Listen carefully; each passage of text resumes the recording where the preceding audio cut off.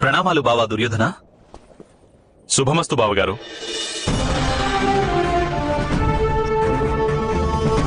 ప్రణామాలు బావగారు. శుభమస్తు దుశ్శాసన.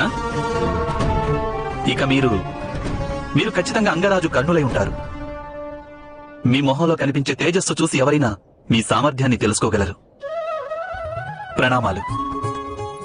ప్రణామాలు వాసుదేవా. మిమ్మల్ని కలవడం నా అదృష్టంగా భావిస్తున్నాను.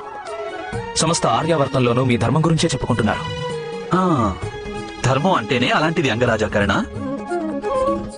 ధర్మం గురించి ప్రతి ఒక్కరూ చర్చిస్తారు, కానీ ధర్మం గురించి మాత్రం తెలుసుకోలేకపోతుంటారు.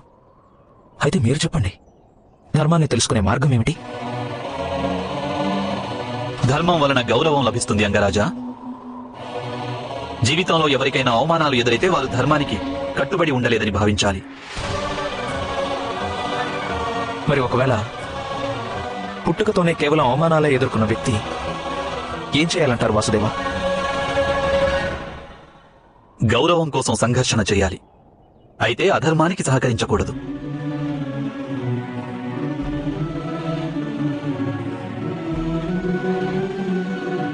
తమ హక్కుల కోసం ఖచ్చితంగా పోరాడాలి, కానీ తమకు హక్కు లేని దానిని పొందాలని అనుకోకూడదు.